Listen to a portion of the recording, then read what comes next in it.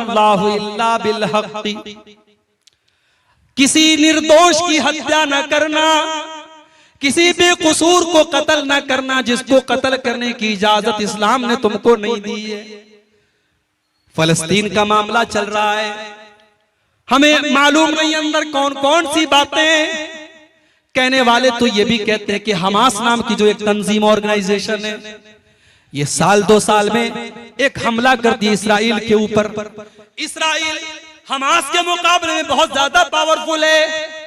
ये 2-4 रॉकेट छोड़ करके उनके 10-20 लोगों को मारते हैं, फिर उधर से मिसाइलों की बमबारी होती है और बेकसूर फलस्तीनी मारे जाते हैं। मेरे भाइयों, हकीकत क्या है, हम इतनी दूर से बैठ करके सारे हालात का तजिया नहीं कर सकते, मगर हमें ये हालात देख करके दुख होता है कि बहतों मुसलमान का खून रहा है, छोटे छोटे बच्चों की लाशें बिछ रही हैं। चाहे हमास का, अगर हमास का हमला इसराइल के अंदर आम शहरियों पर और नागरिकों पर हो रहा है और उनके बीवी बच्चों को मारा जा रहा है, तो इसको भी हम जायज नहीं करार दे सकते। और इसराइल जवाब में अगर कार्रवाई कर रहा है और फलस्तीनियों को मार रहा है, तो ये भी नाजायज है। आखिर इसराइल को वो धरती तो फलस्तीन से ही मिली थी, वो इलाका तो फलस्तीन का इलाका था, जिसे आज इसराइल ने हथिया लिया और धीरे धीरे फलस्तीन पर वो कब्जा करता चला जा रहा है। याद रखो, आज मीडिया भी बिल्कुल एक तरफा आज फलस्तीन के खिलाफ और इसराइल की हिमायत में बोल रहा है, जबकि मीडिया वालों को ये जान लेना चाहिए,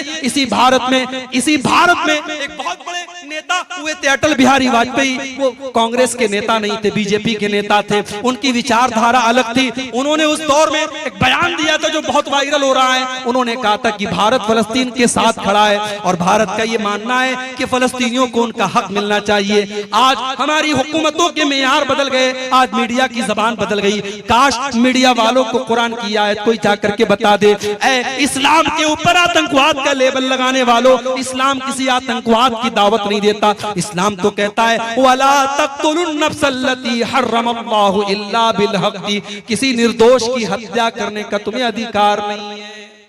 किसी बेकसूर की हत्या आप नहीं कर सकते। ये सुसाइड बॉम्बिंग जायज नहीं है इस्लाम में। कोई गया किसी शॉपिंग मॉल में अपने आप को उड़ा दिया, 100 लोगों को मार दिया, ये इस्लाम में जायज नहीं है। मेरे भाइयों, किसी एक बेकसूर की हत्या पूरी मानवता की हत्या है। कुरान ये कहता है इंसान की जान की ये वैल्यू है इस्लाम के अंदर। अगर किसी एक इंसान की किसी ने हत्या कर दी तो हत्यारे को बदले में हत्या की जाएगी, कातिल को कत्ल किया जाएगा। वमन कुतिल मज़लूमन फक़द जअलना लिवलिय्यिही सुल्ताना फला युस्रिफ फिल क़त्ल इन्नहु काना मंसूरा। अगर कोई कत्ल हो गया तो उसके घर वालों को अल्लाह ने इजाजत दी है कि चाहे तो वो कातिल को कत्ल करवा दें, चाहे तो वो कातिल को कत्ल करवा दें, और चाहे तो कत्ल के बदले एक बहुत बड़ा अमाउंट जिसको दियत कहा जाता है वो दियत ले ले। ये अधिकार अल्लाह ताला ने जो इंसान कत्ल हुआ है, जो मकतूल है, उसके घर वालों को दिया है। तो ये 8वां हुक्म है मेरे भाइयों कि किसी की हत्या करने की हमें इजाजत नहीं।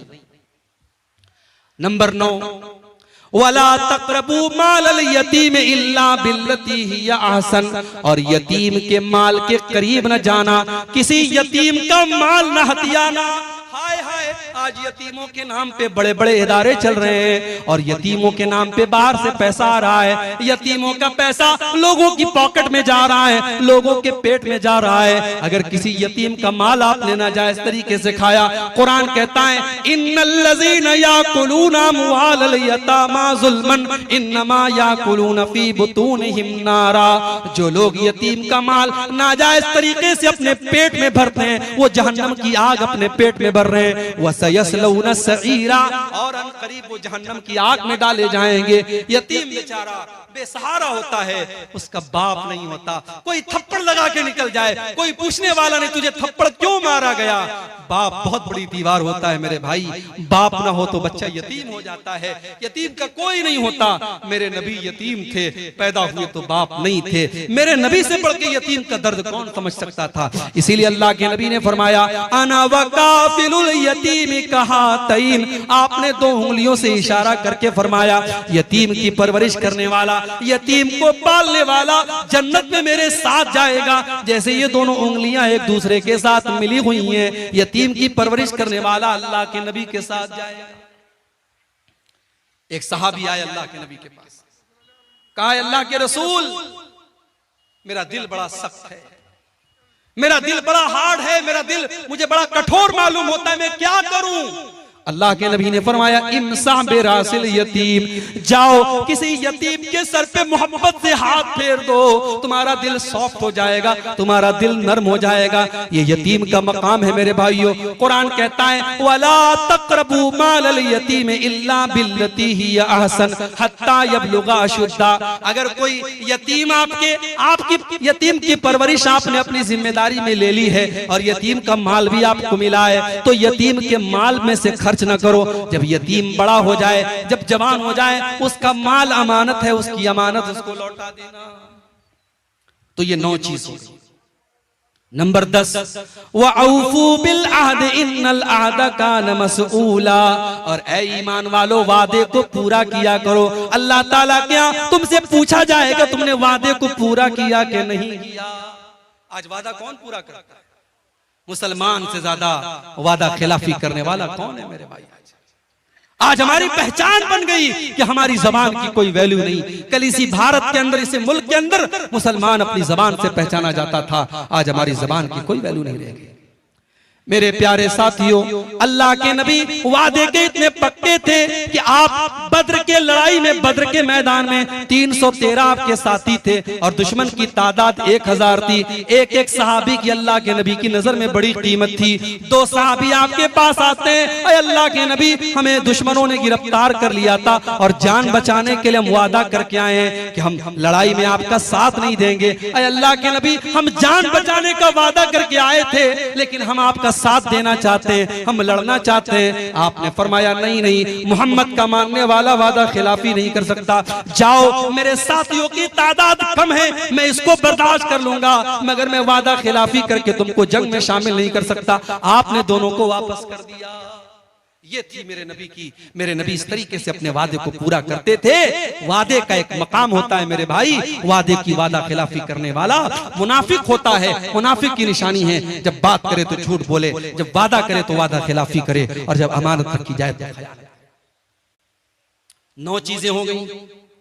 10वीं चीज फरमाया वअफ़ू बिल कौल इज़ा वअफ़ू बिल कैल इज़ा किल्तुम वज़िनू बिल क़िस्तासिल मुस्तक़ीम। और ऐ ईमान वालो, जब तुम कोई सामान नाप करके दिया करो तो पूरा पूरा नाप करके दिया करो, उसमें कोई कमी न किया करो। वज़िनू बिल क़िस्तासिल मुस्तक़ीम, और तुम्हारा तराजू बिल्कुल सही होना चाहिए। आज मुसलमान का तराजू भी सही नहीं, उसकी नाप तौल भी सही नहीं। आज कितने ऑनलाइन जुआ के ऐप आ रहे हैं, हमारा नौजवान जुआ खेल रहा है। कोई क्रिकेट पे जुआ लगा रहा है, कोई फुटबॉल पे जुआ लगा रहा है, कोई टेनिस पे जुआ लगा रहा है। अब तो ऑनलाइन जुआ खेला जा रहा है।